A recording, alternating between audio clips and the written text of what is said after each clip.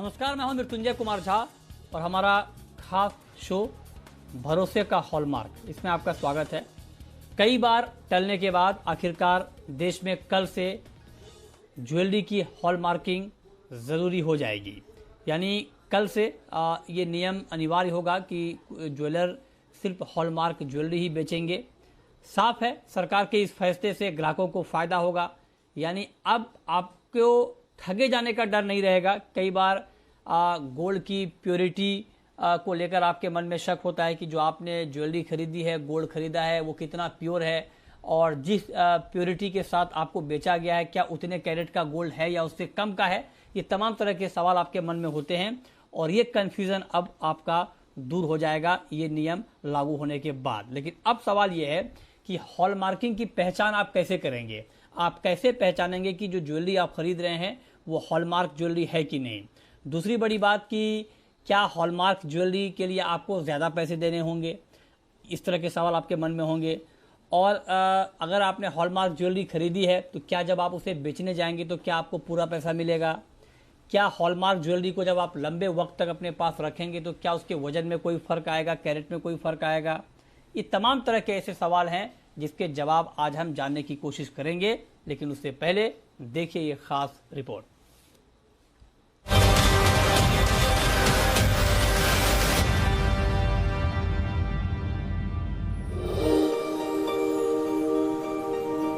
सोना हमारे लिए सिर्फ एक शब्द या चमकने वाली धातु नहीं, बल्कि हमारी भावनाओं से जुड़ा है। घर में कोई शादी हो, सालगिरह हो, त्योहार हो या फिर खुशी का कोई भी मौका, सोना खरीदा जाता है। हमारा समाज इसे समृद्धि और प्रसिद्धि से भी जोड़कर देखता है। जिसके पास जितना ज्यादा सोना वो उतना ज्यादा धनवान। लेकिन जहां भावनाएं होती हैं वहां ज्यादा सवाल नहीं पूछे जाते। शायद इसीलिए बहुत बड़ी संख्या में लोग सोने और उसकी शुद्धता के नाम पर ज्वेलर्स के हाथों ठगे जाते हैं। ज्वेलर्स 18 या उससे भी कम कैरेट के सोने को 22 कैरेट का बताकर बेच देते हैं और आपको पता भी नहीं चलता। लेकिन 16 जून से ऐसा नहीं होगा, क्योंकि 16 जून से देश भर में हॉलमार्किंग के नियम लागू हो जाएंगे। यानी अब कोई भी ज्वेलर्स बिना हॉलमार्किंग के गहने नहीं बेच पाएगा और गहनों की हॉलमार्किंग की जिम्मेदारी ब्यूरो ऑफ इंडियन स्टैंडर्ड यानी BIS की होगी। सोने के सिक्के या गहने सभी पर हॉलमार्किंग के साथ BIS का लोगो लगाना जरूरी होगा। यानी अगर आपका गहना 22 कैरेट का है तो उस पर BIS की मार्किंग के साथ 916 या 22K लिखना होगा। साथ ही उस पर ज्वेलर्स का कोड भी दर्ज होगा। इसके अलावा गहने पर वो किस साल में बना है ये भी लिखा होगा। और अगर ज्वेलर्स हॉलमार्किंग के नियम तोड़ता है तो न्यूनतम 1 लाख रुपए से लेकर गहने की कीमत के 5 गुना तक जुर्माने का प्रावधान है। कानून में आर्थिक जुर्माने के अलावा ज्वेलर्स को 1 साल की सजा भी हो सकती है। हालांकि अभी बॉम्बे हाई कोर्ट ने ज्वेलर्स को अंतरिम राहत दी है और हॉलमार्किंग के नियम ना लागू करने पर 29 जून तक कोई एक्शन नहीं लेने का आदेश दिया है। लेकिन सवाल है कि आखिरकार सरकार को हॉलमार्किंग को लागू करने की जरूरत ही क्यों पड़ी। तो इसका जवाब भी आसान है। देश में फिलहाल करीब 4 लाख ज्वेलर्स हैं। हॉलमार्किंग के नियमों को साल 2019 में लागू किया जाना था, लेकिन तब ज्वेलर्स ने सरकार से इसे लागू करने के लिए वक्त मांगा था। लेकिन अब भी करीब 35,900 ज्वेलर्स ही BIS सर्टिफाइड हैं। यानी कि अभी भी 3.5 लाख से ज्यादा ज्वेलर्स के पास BIS सर्टिफिकेट नहीं है। इसके साथ ही उन्हें खरीद का पक्का बिल भी देना होगा, जो बड़े शहरों में तो मिल जाता है लेकिन छोटे शहरों में नहीं। यानी अब ज्वेलर्स को बिक्री का पूरा हिसाब किताब रखने के साथ साथ टैक्स भी देना होगा। और बड़ी बात यह है कि फिलहाल देश में 40% ज्वेलरी की हॉलमार्किंग होती है। ज्वेलर्स अब भी कोरोना का हवाला देते हुए हॉलमार्किंग को टालने की वकालत कर रहे हैं। उनकी दलील है कि कोरोना के कारण ज्वेलर्स रजिस्ट्रेशन नहीं करवा पाए हैं। लेकिन ज्वेलर्स चाहे जो भी कहें, नए नियम कल से लागू होने जा रहे हैं, जिससे लोगों को राहत तो मिलेगी ही। ब्यूरो रिपोर्ट, जी मीडिया। और आज हम इसी पर चर्चा करेंगे और इस खबर का 2 पहलू है। मतलब जब हॉलमार्किंग कल से अनिवार्य हो रही है तो इसको लेकर के 2 पहलू। एक पहलू तो ज्वेलर का है कि ज्वेलर कितने तैयार हैं और ज्वेलर के सामने क्या दिक्कतें हैं, क्या परेशानी है। दूसरा पहलू है कंज्यूमर का कि कंज्यूमर के ऊपर इसका क्या फ़र्क पड़ेगा। तो अभी हम सिर्फ कंज्यूमर की बात करेंगे। ज्वेलर की परेशानियों की बात हम रेगुलर कर रहे हैं, लगातार कर रहे हैं, आगे भी करेंगे। लेकिन इस शो में हमारा मेन मकसद जो इस शो का हमारा डिज़ाइन है वो कंज्यूमर एंगल वाला शो है। तो इसलिए हम कंज्यूमर के हक की बात करेंगे कि उनकी सेहत पर क्या फ़र्क पड़ने वाला है। हमारे साथ 3 खास मेहमान जुड़े हैं इस पर बातचीत करने के लिए। हमारे साथ हैं हॉलमार्क एसोसिएशन के पूर्व प्रेसिडेंट हर्षद अजमेरा साहब, हमारे साथ हैं जेम्स एंड ज्वेलरी काउंसिल के वाइस चेयरमैन सैयम मेहरा साहब, और साथ ही हमारे साथ हैं अनमोल ज्वेलर्स के फाउंडर इशू दत्वानी जी। आप तीनों का बहुत बहुत स्वागत है इस खास चर्चा में। और चर्चा की शुरुआत हम करेंगे हर्षद अजमेरा जी आपसे, चूँकि आप हॉलमार्किंग एसोसिएशन के प्रेसिडेंट रह चुके हैं और सिर्फ कंज्यूमर के लिहाज से हम बात करना चाह रहे हैं सर इस शो में। तो आप पहले ये बताएं हमारे दर्शकों को कि हॉलमार्किंग है क्या, और हॉलमार्किंग जब ज्वेलरी की होती है तो उसकी पहचान कैसे की जाए। जो दर्शक इस वक्त हमें देख रहे हैं, अगर वो ये जानना चाहें कि हॉलमार्किंग क्या है और हॉलमार्क ज्वेलरी की पहचान आसान तरीके से कैसे की जाए, ये जरा पहले बता दें सर। जय जिनेन्द्र, नमस्कार जी। 2000 साल के अंदर में आरबीआई ने बीआईएस को अपॉइंट किया था क्वालिटी ऑफ कंट्रोल के लिए। जो ज्वेलरी के ऊपर क्वालिटी कंट्रोल किया जावे उसलिए बीआईएस को यह काम दिया गया था।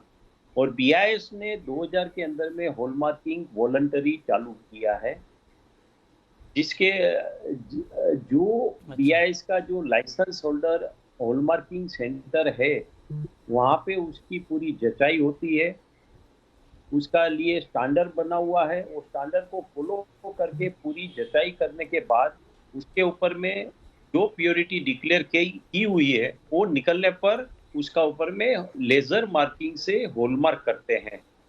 एक बार यदि हॉलमार्क हो जाता है तो इसके अंदर में थर्ड पार्टी गारंटी आपको मिल जाती है, न्यूट्रल बॉडी की गारंटी मिलती है।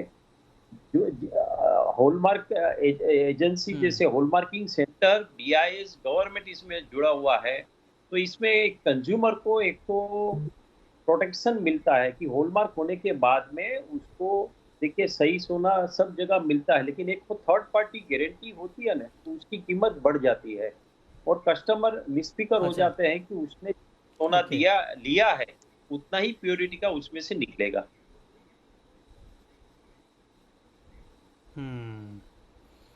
ठीक है, तो मतलब आपने ये बता दिया कि हॉलमार्किंग का पूरा प्रोसेस कैसे होता है, लेकिन आप जरा ये भी बता दें अजमेरा साहब कि मैं अगर खरीदने जाऊं ज्वेलरी, मान लीजिए मैंने कोई ज्वेलरी खरीदी, तो मैं कैसे पहचानूं बिना ज्वेलर के बताए, मैं उनसे ना पूछूं, मैं अगर खुद पहचानना चाहूं कि हाँ ये ज्वेलरी जो मुझे ये ज्वेलर बेच रहा है हॉलमार्क के नाम पर, ये वाकई हॉलमार्क है या नहीं, तो 2-3 आसान तरीके बताएं जिसके जरिए मैं पहचान पाऊं कि हाँ ये ज्वेलरी हॉलमार्क है। अभी तक जो वॉलंटरी था उसलिए सबसे पहले तो ज्वेलर्स को एक तो बीआईएस का लोगो अपना शोरूम के बाहर में रखना पड़ता था, जिससे वो रजिस्ट्रेशन ज्वेलर्स है उसकी जानकारी कस्टमर को बाहर से मिलती है। फिर उसके शोरूम में जाता है तो उसको एक तो बीआईएस का जो सर्टिफिकेट दिया रहता है वो लेमिनेट करके उसका वो भी लगाना पड़ता है। और जो निशानी ज्वेलरी के ऊपर लगाने वाली है वो चारों निशानी का चिन्ह उसको साइन बोर्ड के अंदर में शोरूम में रखना पड़ता है कि ये 4 निशानी ज्वेलरी के ऊपर लगेगी। और एक तो आई ग्लास भी रखना पड़ता है ताकि कस्टमर जब माल खरीदे तो वो आई ग्लास से, क्योंकि इतना छोटा स्टाम्प रहता है ना कि ऐसे नेकेड आई से दिखाई नहीं जाता है, तो आई ग्लास से वो चेक करे। उसमें 4 निशानी रहती है, तो 4 निशानी चेक करके उसके अंदर में बीआईएस का लोगो रहता है और कौन कैरेट का माल है। वो 4 निशानी क्या है सर, वो जरा बता दें, वो 4 निशान क्या हैं? अभी बीआईएस का लोगो रहेगा, सबसे पहले ट्रायंगुलर वाला जो लोगो आता है वो लोगो रहता है। उसके बाद कौन कैरेट का माल है, 14, 18 और 22 जो लगता है, 22 होने से 22,916 लगता है। उसी तरह 18 होने से 750, 18 के 750। वो स्टाम्प आई ग्लास के माध्यम से वो चेक कर सकते हैं। तीसरा स्टाम्प जिस हॉलमार्किंग सेंटर में वो टेस्टिंग हुआ है उसका अपना लोगो लगता है कि किस हॉलमार्किंग सेंटर में टेस्टिंग हुआ है। और चौथा स्टाम्प ज्वेलर्स का लोगो लगता है ताकि मालूम पड़ सके किस ज्वेलर्स ने ये माल बिक्री किया हुआ है। तो ये 4 निशानी तारीख में जो लगती है, कस्टमर को आई ग्लास के माध्यम से इजीली देख सकते हैं और वेरीफाई कर सकते हैं ये जेन्युइन हॉलमार्क है कि नहीं। ठीक है सर, ये राइट सर, ये आपने बता दिया कि आई ग्लास जब आप जाएंगे ज्वेलरी खरीदने तो ज्वेलर कि यहाँ एक आई ग्लास आपको दिया जाएगा जिसके जरिए आप खुद ज्वेलरी को देख करके पहचान सकते हैं कि यह हॉलमार्क है कि नहीं। 4 निशान जैसा कि भी अजमेरा जी ने बताया कि आपको उस पर दिखेगा, आपको सर्टिफिकेट भी मिलेगा अलग से, लेकिन आप वहाँ पर देखकर निशान से भी आप पहचान सकते हैं। ठीक है, एक बात क्लियर हो गई। अब मेहरा जी मैं आपसे पूछना चाहता हूँ, लोगों के मन में ये भी कन्फ्यूजन है कि क्या हॉलमार्किंग मैंडेटरी होने के बाद, हॉलमार्किंग अनिवार्य होने के बाद अगर मैं हॉलमार्क ज्वेलरी खरीदूं तो क्या हॉलमार्क ज्वेलरी के दाम ज़्यादा लगेंगे, ज़्यादा पैसे देने होंगे क्या हॉलमार्क ज्वेलरी के? देखिए, कोई भी आज के 20 साल से हम ज्वेलरीज ऑलरेडी हॉलमार्क करके सारे ज्वेलर्स ऑलरेडी बेच रहे हैं। हमारी प्रॉब्लम शुरुआत से यही रही है कि जो किलोमीटर का प्रॉब्लम है रही है, जो भी प्रॉब्लम रही है ट्रैवलिंग की। आज छोटे शहरों के अंदर छोटे स्मॉल ज्वेलर्स है, वो कहाँ पर कितनी दूर जाके हॉलमार्किंग करवाएंगे। दूसरी बात यह है कि कोई भी ज्वेलर है वो अलग से हॉलमार्किंग ज्वेलरी का अलग रेट नहीं लगा रहा है आज भी। तो इसके अंदर कोई भी कस्टमर को कोई प्रॉब्लम नहीं आएगी। और कस्टमर आज भी हॉलमार्किंग कम, लेकिन ज्वेलर और अपनी फैमिली ज्वेलर का ब्रांड का नाम ज्यादा देखता है ज्वेलरी खरीदने से पहले। तो कुछ ही 2-4 कस्टमर्स होते हैं जो हॉलमार्किंग का लाइसेंस भी देखते हैं, लेकिन ज्यादा वो रेपुटेशन देखते हैं ज्वेलरी की, क्योंकि जब वापस उनको बेचने को आना हो तभी उनको राइट दाम मिलना चाहिए।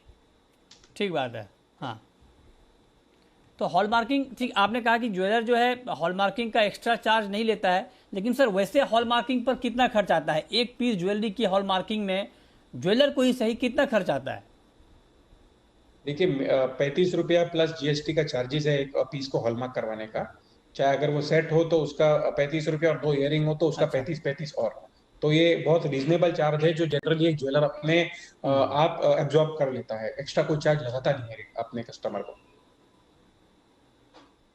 अच्छा, और अगर मान लीजिए एक्स्ट्रा लगाएगा भी तो 35 रुपये लगा सकता है, मतलब पीस के हिसाब से। ये आप मत सोचिएगा 35 रुपये प्रति 10 ग्राम या ग्राम का कोई हिसाब किताब नहीं है इसमें पीस के हिसाब से हॉलमार्किंग चार्ज होता है। तो एक पीस ज्वेलरी हॉलमार्क करने में 35 रुपये प्लस जीएसटी खर्च आता है। तो मेहरा जी कह रहे हैं कि ज्वेलर खुद से एडजस्ट कर लेता है, वो कस्टमर के ऊपर पास ऑन नहीं करता है ये पैसा, तो वो खुद बियर करता है। लेकिन अगर मान लीजिए कहीं कोई कर भी रहा होगा तो 35 रुपये प्लस जीएसटी ही कर सकता है, ये आप कह रहे हैं।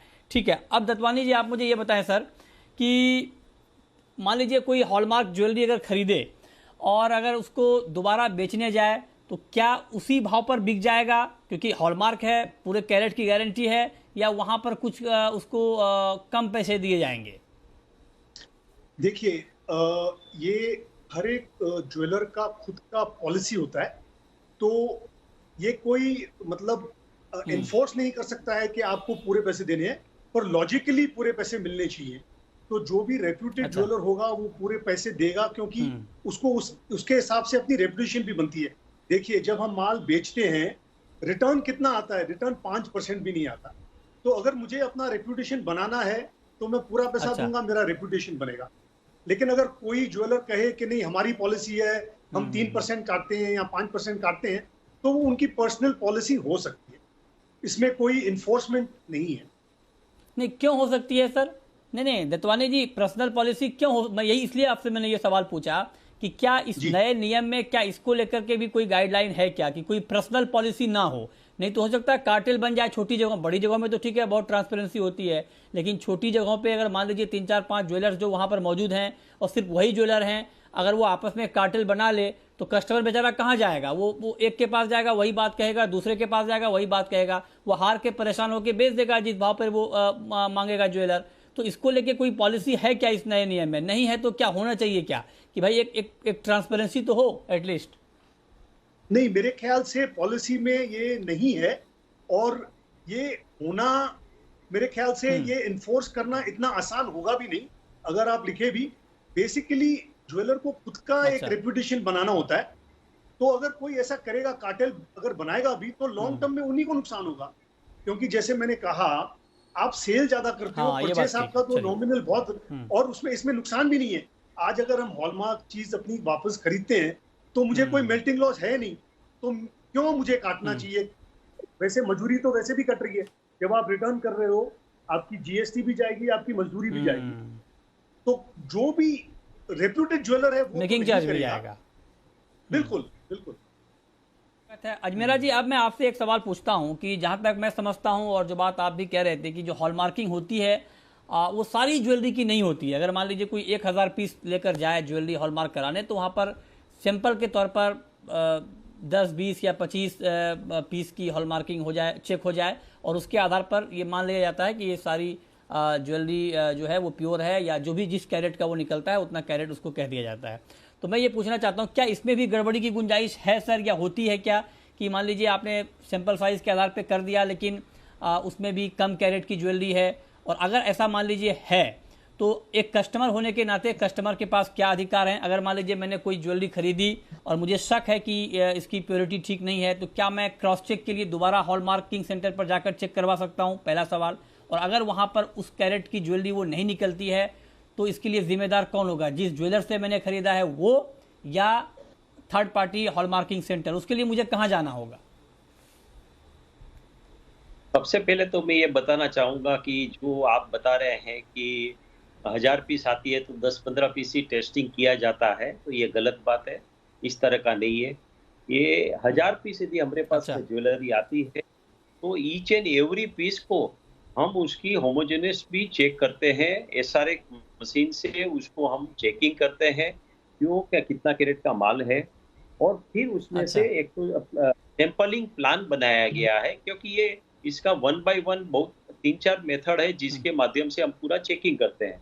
पहले ईच एंड एवरी पीस को हम एसआरएफ मशीन से देखते हैं, जिसके द्वारा हम ये कितना कैरेट का 9160 का है नीचे का है, वो चेकिंग कर लेने के बाद में हमारा सैंपलिंग प्लान के हिसाब से इसमें से एक पीस हम फायर से करते हैं। तो फायर से करने के लिए भी 10% ऑफ द ज्वेलरी, 40 पीस में से 10% या उनसे बेसी ज्वेलरी को लेके हम उसमें से स्क्रैपिंग करते हैं या फिर उसे कटिंग करते हैं, और उसमें से 500 मिलीग्राम सोना डालते हैं, और उस सोने को डुप्लीकेट में उसको गलाते हैं। गलाने के बाद उसका 2 पोर्शन करते हैं। डुप्लीकेट में उसको हम फिर फायर से करते हैं। फायर से मतलब केमिकल प्रोसेस है, उस प्रोसेस के माध्यम से हम उसमें से प्योर सोना निकालते हैं।